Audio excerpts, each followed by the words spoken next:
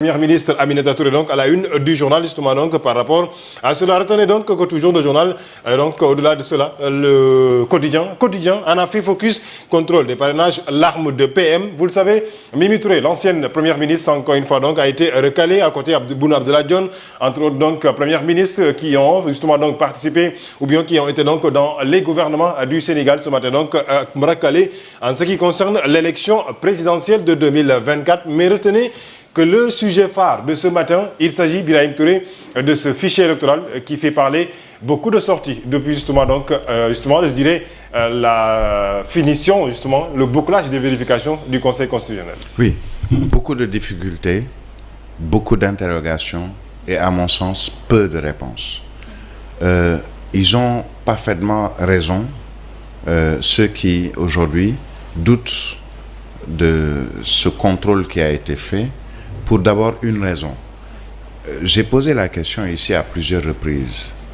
Sur quel fichier électoral se sont basés les membres de la commission de vérification des parrainages pour écarter ou donner un quitus aux différents candidats à la candidature ou ceux qu'on appelle des aspirants pour la présidentielle de 2024.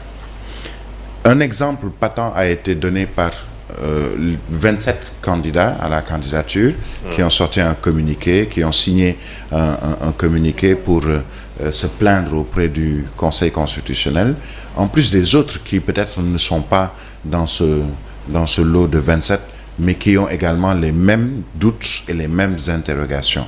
Dans le communiqué des 27 candidats à la candidature qui ont signé ou co-signé ce communiqué, ils ont donné un exemple patent que j'ai énoncé ici, celui de Mohamed Ben Diop, qui est candidat à la candidature, qui a voté durant d'autres élections précédentes, qui lui-même est candidat à la candidature, et après vérification de son dossier de parrainage, il se rend compte que lui-même n'est pas inscrit sur le fichier électoral, en tout cas celui qui a été donné ou celui sur lequel se base le Conseil constitutionnel pour la vérification des parrainages.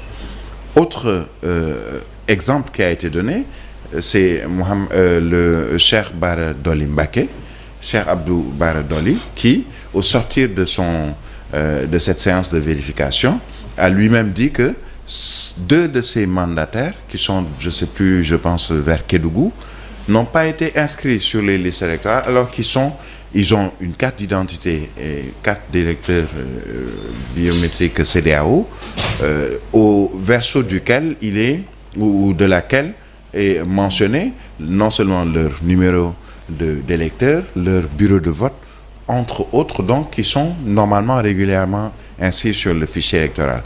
Et Madame Aminata Touré, ancienne Première ministre, a bien fait de relever ce que je pourrais appeler une hérésie ou quelque chose d'assez risible, pour ne pas dire ridicule.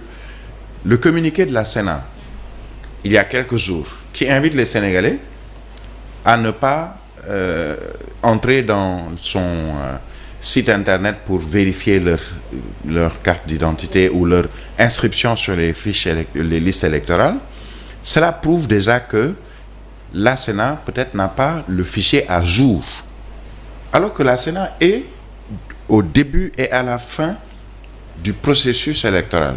Si l'organe qui est la Sénat n'a pas, selon le communiqué en tout cas, mis à jour la liste générale du fichier électoral ou le fichier électoral général, alors moi ma question est, la commission de contrôle s'est basée sur quel fichier pour écarter ou pour prendre la candidature des différents candidats à la candidature.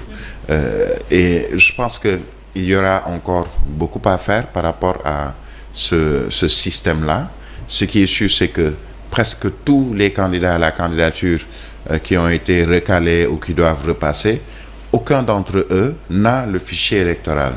Certains sont passés haut la main, on le dira ainsi, durant le contrôle de parrainage.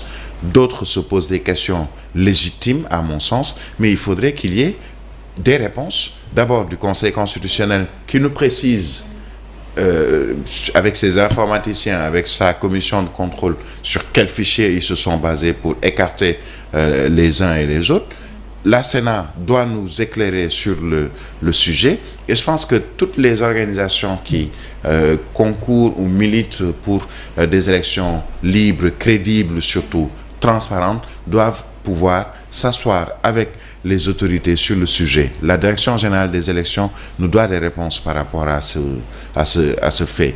La DAF également peut-être nous doit des réponses. Le ministère de l'Intérieur, qui reste l'organisateur des élections, nous doit des réponses, puisque moi, Sénégalais, si j'ai ma carte d'électeur CEDEAO, avec ma carte d'identité biométrique CEDEAO, avec les mentions concernant mon statut d'électeur, que je ne puisse entrer dans aucune plateforme pour pouvoir vérifier si effectivement je suis toujours dans le fichier électoral, et combien de Sénégalais essaient de vérifier et ne trouvent peut-être pas leur nom ou n'ont pas la possibilité d'accéder à ce fichier. Cela pose problème. Et déjà donc il y a mal-donne bien avant même de démarrer cette élection du 25 février. Il y a mal-donne quand beaucoup aujourd'hui ne retrouvent pas leur nom dans le fichier électoral, alors qu'ils ne sont pas passés par peut-être il y a des primo-votants. Est-ce que on peut savoir si ces primo-votants sont toujours ou sont déjà inscrits dans ce fichier électoral? Ceux qui votent depuis Mathusalem, qui ne retrouvent pas leur nom, des candidats à la candidature qui ont tout, qui dans le fichier ou dans le dossier qu'ils transmettent au Conseil constitutionnel, il y a par exemple une pièce qui est essentielle, c'est la carte d'identité, pour prouver qu'effectivement on est électeur et éligible. Que cet électeur éligible puisse se retrouver avec, dans le contrôle, qu'on lui dise que non, vous n'êtes pas électeur. Alors qu'il a sa carte, il a tout, en recto verso, il a tous les éléments qui montrent qu'il est électeur. Ça veut dire que ça pose problème, et ce n'est pas bon pour, ce n'est pas de bon augure pour la présidentielle de 2024, du 25 février. Il y a trop de récriminations, et on ne peut pas aborder une élection présidentielle avec ce nombre extraordinaire de récriminations. Je pense que c'est la première fois que l'on constate ce genre de situation, surtout par rapport au nombre de personnes qui se plaignent. On se souvient en 2019, après même la présidentielle, ou entre les deux tours, après la présidentielle, déjà il y avait sur les 5 candidats, les 4, donc Exit Macky Sall qui a rempilé, les 4 ont signé, je me souviens, je pense que c'était dans un hôtel de la Place ou quelque part, ils ont signé un mémorandum pour dire qu'ils ne reconnaissent même pas le président Macky Sall comme président, puisque il y a eu mal-donne dans cette présidentielle de 2019.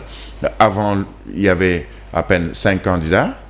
Quand le Conseil constitutionnel a affiché le nombre de candidats pour la présidentielle de 2019, d'autres se sont plaints, mais il n'y en avait pas autant.